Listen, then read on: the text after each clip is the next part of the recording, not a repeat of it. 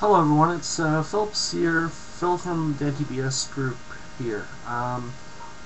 This will be the update video I promised to you on Monday night. It will happen on Wednesday at Toronto City Hall, Government Management Committee.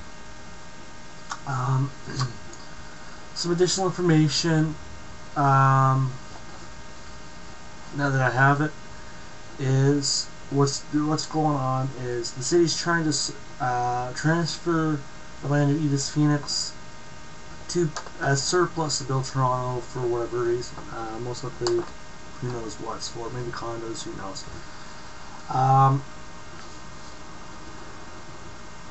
Talking with Maria Crawford and some other members of staff or former staff of Phoenix.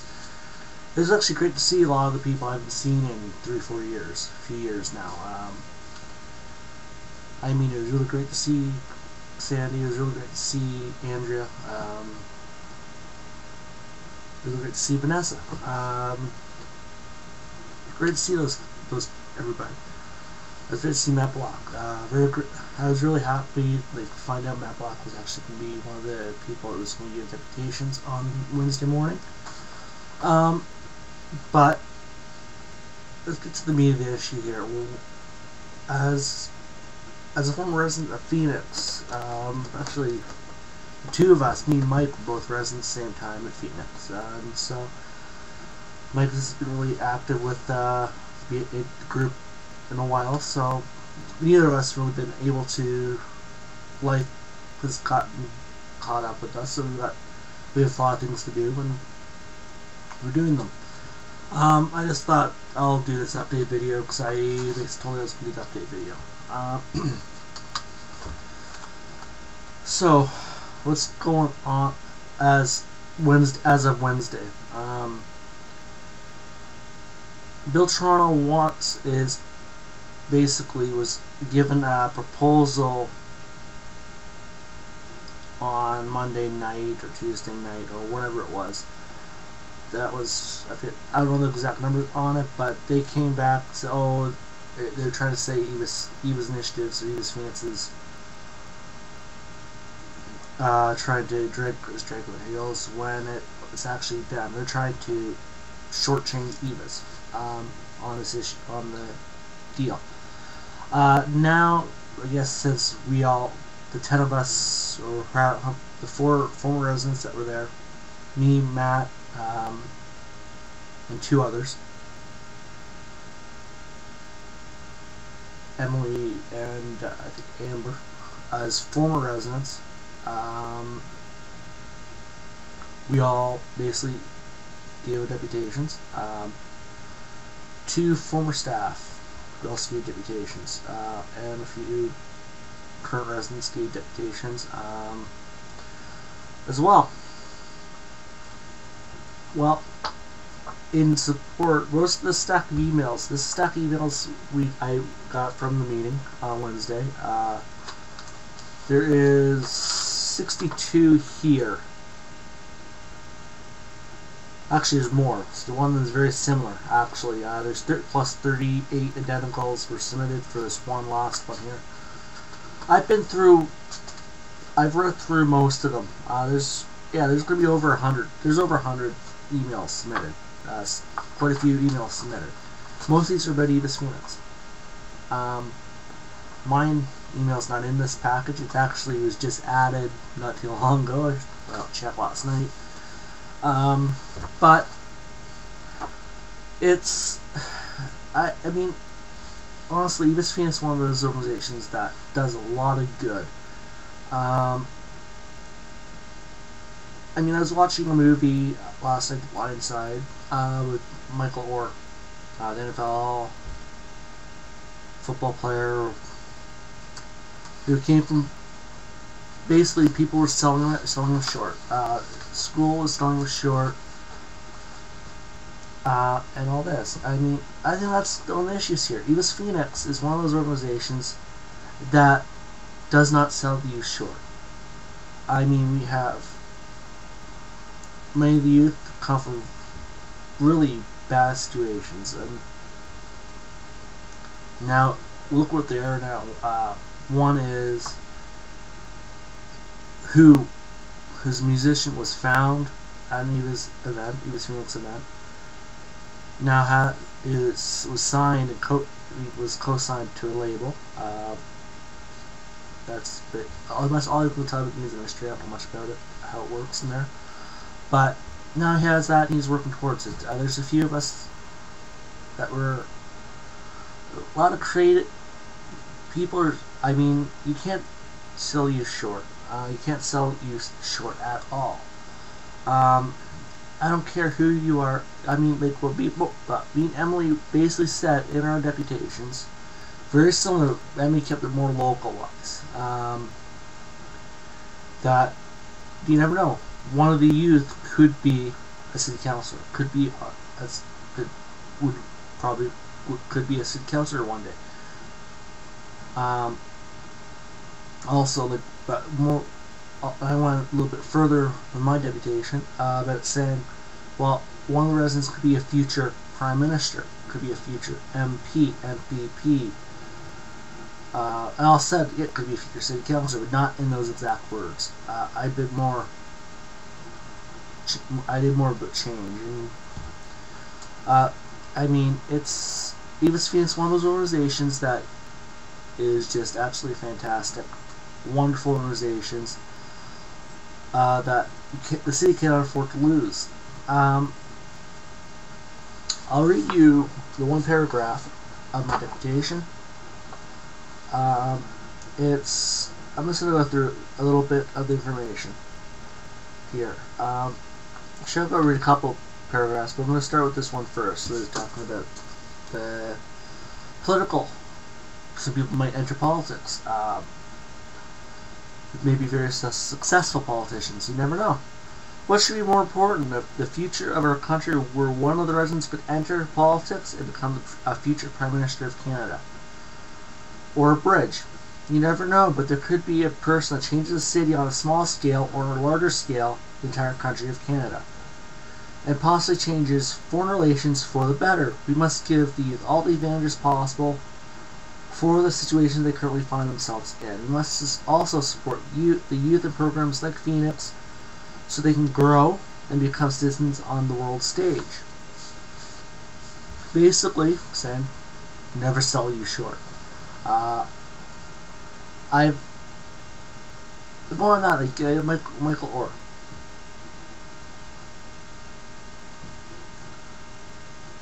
Wasn't the smartest person or whatever, but he was a very watch movie The Blind Side, you'll understand it more. I know it's a little there's some creative license in the movies, but I mean, I think you'll find some information is pretty accurate.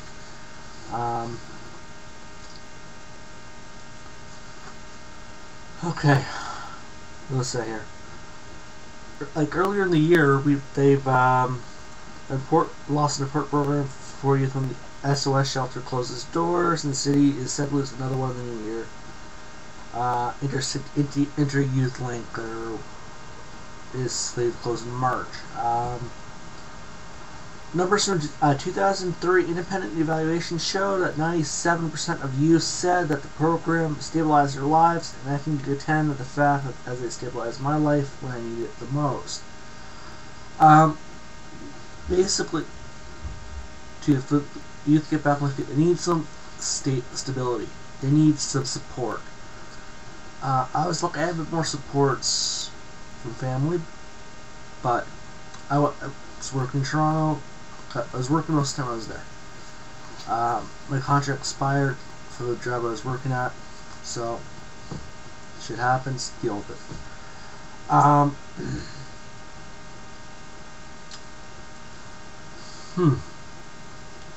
So, I mean, to get back on what's really going on, my thoughts on the matter. The numbers that I heard from Bill Toronto were just didn't add up in my mind. Numbers didn't add up to me at all.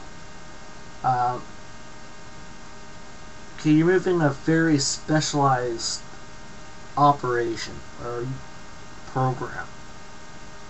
It's a very important program that Phoenix offers, but they're trying to shortchange them overall. In my opinion, this is not Phoenix's opinion. This is my personal opinion on the matter issue, how I see it. But when they're offering $3.5 million, when you look at their numbers, what they're saying, oh, and the square footage of Phoenix, the numbers be closer to 5 to 8 million, which they should be offering. They're basically, Build Toronto is shortchanging East Phoenix, which I find unacceptable. And that's when I heard this information, I was like, well, okay, this is forcing me. This is making me want to talk even more. I mean, I couldn't see the Build Toronto speaker who was speaking for Build Toronto on Wednesday, but I could hear the tone of his voice, and when I heard his tone of voice, I didn't like. The tone basically told me that, oh, I'm better than you guys. I know more than you guys. You don't know jack shit. Fine, okay? Do your opinion, but later on, Councillor David Shiner, very good person, very nice person, I mean, I respect Mr. Shiner a lot now. Didn't really know much of him before, but now that I know a lot more about, now I've met him, talking a little bit, I have a lot of respect for him. And the councilman, he just tore into Build Toronto, very passionately, and I mean, he's, to me, I think someone was telling me he is a very issue-based politician. Same with Councilor Mike Layton. Both Mike Layton and David Shiner, I have actually a lot of respect for. With Mike Layton, I have to say, before, based on who his father was, I had not much respect for him. But now meeting Mr. Layton, it's like I have a lot of respect for him. Just because he's willing to stand up for what is right, what needs to be done. He knows what needs to be done on this issue. He's working his best with David Shiner. They're working very hand in hand. So I mean, it's one of those situations where people need to understand that East Phoenix, YWS, Youth Without Shelter, these two programs are similar but have their differences. And if I was going to choose which one that works better, that's hard to say. I would have to probably, overall, I spent more time at Phoenix, so I can say Phoenix overall. I think they're just a better program overall, in their own right. YWS has great programming as well. They have at YWS, they have something that's called a supper club for former residents. I mean, just you go there, boom, food packages and all that. It's great. They help you out, talk. They always willing to offer advice and all this as well. I mean, they always are there for you. If you need anything, they're there for you. I mean, YWS and East Phoenix will be the only two organizations in Toronto that have ever won the lottery. They'll be getting a substantial cash donation right off the bat. I wouldn't even think twice. Okay, boom. Oh, in the lottery. Okay, I'll be Toronto in a heartbeat. So here's a check for depending on how much it was. $5 million East Phoenix, $5 million for YWS. I wouldn't think twice about that. I mean, for the programming. If I do end up running for town council here, where I am, I probably will be using Phoenix Print Shop for all the materials. I'm not going to use a local print shop. Why? To me, it's why give my money to a local for these guys? I'd rather go help these guys support East Phoenix in the way I can. Yeah. Evis Phoenix, what can I say about the place? I mean, I probably covered a little bit in another video, but it's a very well-rounded programming there. You have YSEP-WEP, Basic Youth Exceed Employment Program, Workplace Experience Placement. You have the Print Shop. You have the work resident program, this school program, all of this. I mean, and you have a counselor, caseworker at Phoenix, frontline staff. Your employment count advisors, mention their names, but they're absolutely amazing people. They're very friendly. I mean, you get to know them. There's some that it takes a little bit to know them. They're a little bit eccentric in their ways, but you get to know them. You get to learn to trust them, and you're able to talk to them more freely. They actually earn your respect. They go out of the way to earn your respect, which I always find very important with anybody. I mean, they're there to help you, but at the same time, you help them. I always feel like you always help them grow as a person. I mean, but yeah, I mean, it's crazy. A lot of people don't understand what goes on in places like Evis Phoenix or YWS or whatever. They're actually doing a lot of good for the community, and YWS is actually more visible in the community. There's actually one street. It's just pretty much